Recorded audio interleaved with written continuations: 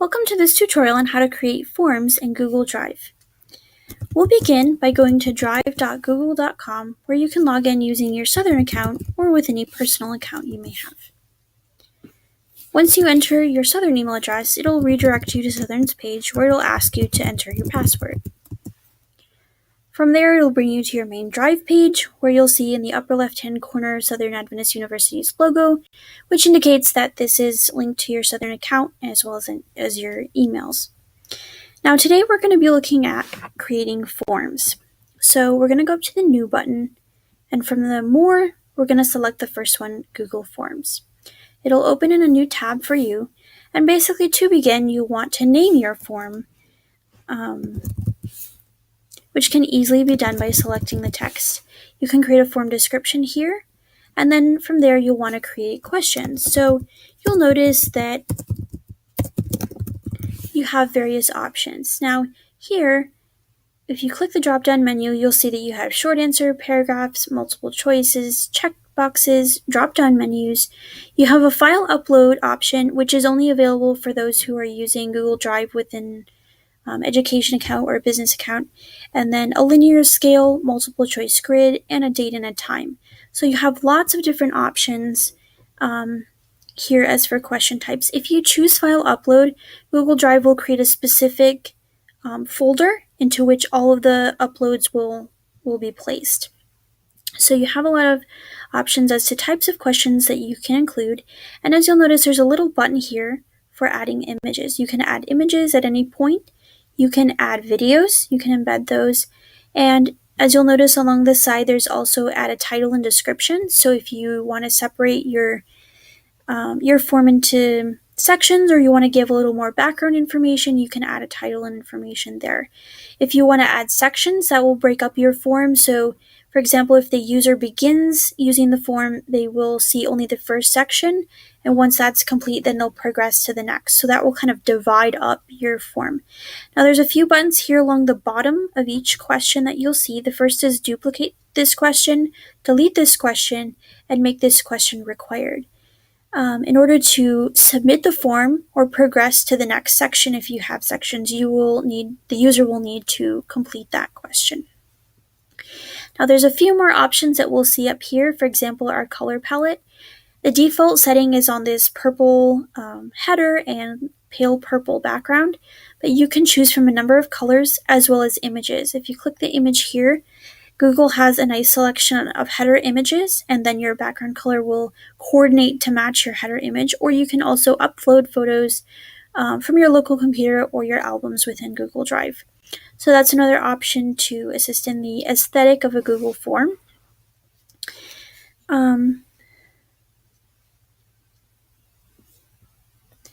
Up here, you have the three dots, which will give you some more options, but you also have the gear, which is your general settings for a form. Let's open this. Okay, you can choose in your general settings to collect email addresses of the users who are filling out your form. You can, in this case, restrict it to Southern Adventist University users or limit to one response. If you, for some reason, want people to be able to fill out the form more than once, you can uncheck this box. And then it'll give, once a user fills out a form, it will have a screen that shows them, oh, you successfully submitted the form, but it will also give a few options depending on what you check here. So you can allow them to edit their responses after they submit, and also see a summary of the results. So this can be useful in some cases, while not so useful in others. It just depends on what use you have for this form. The next tab you'll see is presentation. So this just talks about how the form looks. So you can select show the progress bar. So if you have different sections, it'll let them know how far along in the sections they are and how much more time basically they'll need to complete it. You can choose to shuffle the question order, which again can be useful in certain situations but not in all, and then show a link to submit another response. Down here, you can include a confirmation message. For example, if you're sending the form to students, you can include a little more information. Congratulations, you successfully submitted this form. Don't forget to do your homework before class, or whatever the message you may want to give students. Now, here's an additional feature that I absolutely love, and it's quizzes. So you can make a Google form into an assessment by toggling this to make a quiz. Now at this point, there's several options that you'll see that open up to you. The first is to release a grade. So you can allow students to see their grade based on, if you like, immediately after they submit the form, or later on manual review after you've chosen to do so. You also will allow respondents to see their missed questions, correct answers, and point values if, again, you so choose. This just depends how you want to set up your form. If you save it as a quiz, you'll notice that it gives an extra option. If you click on this question, for example, now you have the answer key.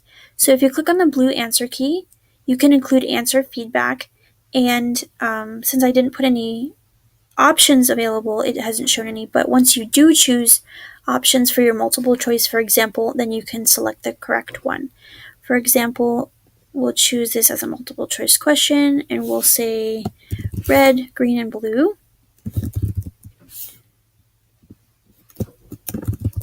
And then when I go to my answer key, it'll show those options, and I can select to say blue is the correct answer. And then I can set the points however high or low I want those.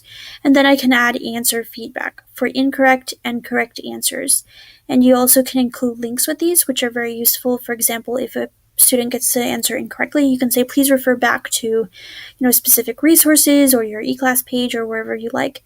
And if you want to include correct answers, correct, you got this answer, but here's exactly why. So those are some options when you're making it into a quiz.